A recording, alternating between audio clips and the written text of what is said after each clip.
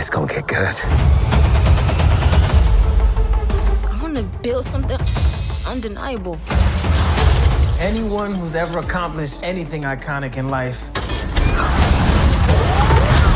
has had to do some questionable things to get it done. Oh my God! Iron heart series काफी समय से shoot हो चुकी है, करीब 3 साल पहले। ये सीरीज बस रिलीज होने का इंतजार कर रही है। पहले ये series iron man Armor Wars show के साथ एक बड़े क्रॉसओवर के रूप में प्लान की गई थी, लेकिन बाद में ये फैसला लिया गया कि आर्मर वॉर्स को एक फिल्म के रूप में बदल दिया जाए जो जेम्स रोडी रोड्स पर आधारित हो, और अंत में इस प्रोजेक्ट को पूरी तरह से कैंसिल कर दिया गया। इसके बाद आयरन हार्ट सीरीज को अकेले खड़ा होना पड़ा। आयरन हार्ट में एक मुख्य थीम मैजिक और टेक्नोलॉजी के बीच का बैलेंस है, जो मार्वल सिनेमैटिक यूनिवर्स MCU के ब्रॉडर थीम से जुड़ता है, खासकर डॉक्टर डूम के इवेंचुअल डेब्यू की ओर बढ़ते हुए। अफवाहों के बावजूद रॉबर्ट डाउनी जूनियर MCU में आयरन मैन के रूप में वापसी नहीं करेंगे, लेकिन उनके कैरेक्टर की लेगेसी को अब भी एक्सप्लोर किया जाएगा, खासकर रिरी विलियम्स और सीरीज के अन्य कैरेक्टर्स के जरिए। आयरन हार्ट को पहले डॉक्टर डूम के लिए मंच तैयार करने के रूप में देखा गया था, लेकिन अब ऐसा लगता है कि आयरन हार्ट का आगामी यंग एवेंजर्स या वेस्ट कोस्ट एवेंजर्स टीमों में एक महत्वपूर्ण भूमिका हो सकती है। कॉमिक्स में रीरी विलियम्स द चैंपियंस की सदस्य होती है, लेकिन MCU में मार्वल दोनों चैंपियंस और यंग एवेंजर्स की स्टोरी लाइंस को मिलाता हुआ दिख रहा है। मिस मार्वल के पोस्ट क्रेडिट सीन्स ने रीरी के इवेंचुअल मेंबरशिप के लिए मंच तैयार किया था, और ये सीरीज उसकी इन्वॉल्वमेंट को आगे बढ़ाने का काम करेगी। सीरीज में 2 प्रमुख विलन्स को इंट्रोड्यूस किया गया है।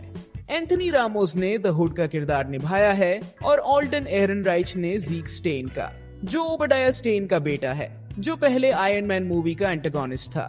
ज़ीक का किरदार प्लॉट में एक इंटरेस्टिंग लेयर जोड़ता है, क्योंकि वह शुरुआत में रीरी की मदद करता हुआ दिखता है, जिससे दर्शकों को ये सोचने पर मजबूर किया जाता है कि क्या वह सच में उसकी मदद कर रहा है या फिर उसके कुछ अल्टीरियर मोटिव्स हैं। उसके पिता ओबडिया स्टेन के साथ उसके कनेक्शन के कारण यह संभावना है कि ज़ीक भी विलेन के रास्ते पर जा सकता है। वहीं द हुड एंथनी रामोस का किरदार कॉमिक्स में एक मैजिक बेस्ड विलेन है, और सीरीज उसके आपराधिक अंडरटेकिंग्स को एक्सप्लोर करेगी। द हुड रीरी को एडवांस टेक्नोलॉजी चोरी करने के लिए हाइस्ट्स में मदद करने के लिए मैनिपुलेट करता है, जिससे उनके बीच की कॉन्फ्लिक्ट सेट होता है। हालांकि ज़ीक शुरू में रीरी के आयरन हार्ट आर्मर में उसकी मदद करता दिखता है, लेकिन उसकी असली नीयत साफ नहीं है। क्या वह सच में उसकी मदद कर रहा है या फिर वह कोई इलैबोरेट स्कीम प्लान कर रहा है? उसके पिता ओबडाया स्टेन के आयरन मैन में मेजर विलेन होने के चलते ये संभावना है कि ज़ीक भी उसी राह पर चलेगा। हो सकता है कि वह सीक्रेटली द हुड की क्रिमिनल एक्टिविटीज को भी कंट्रोल कर रहा हो, और इससे बाद में ज़ीक और द हुड के बीच टकराव हो।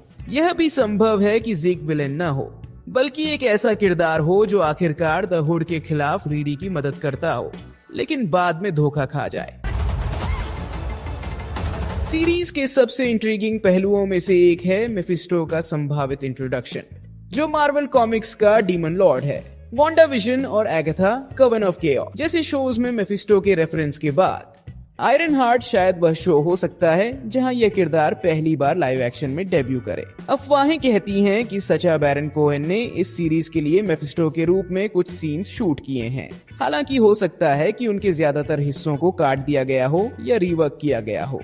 मेफिस्टो शायद द हुड की जर्नी से जुड़ा हो, खास तौर पर जब वह और जादुई शक्तियों की तलाश में हो। द हुड का जादू अंततः उसे करप्ट कर सकता है, जैसा कि doctor strange in the multiverse of madness में स्कारलेट विच के साथ हुआ था।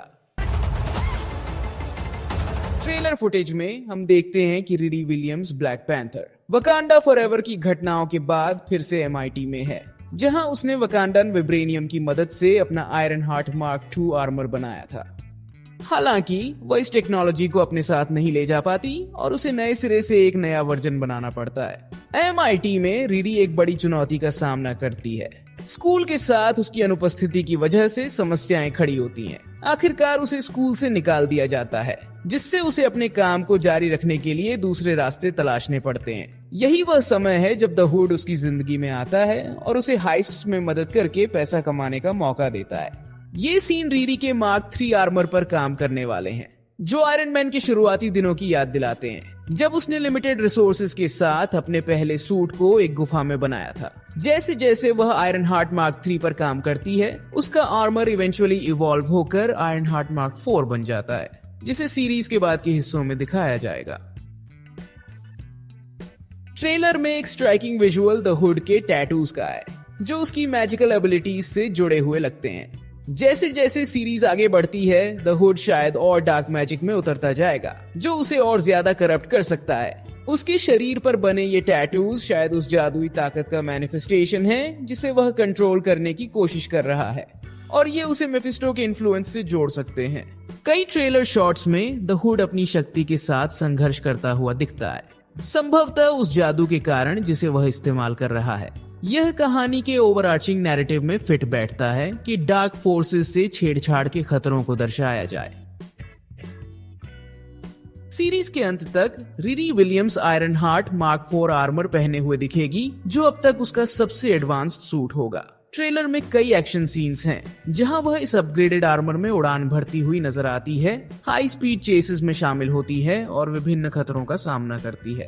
ये सीन संभवतः तब होते हैं जब रिरी हाइस्ट्स में अपनी भागीदारी और उसने जो किया है उसकी गंभीरता को समझती है। सीरीज ऐसा लगता है कि रिरी विलियम्स के अगले कदमों के लिए एमसीयू में सेटअप कर रही है।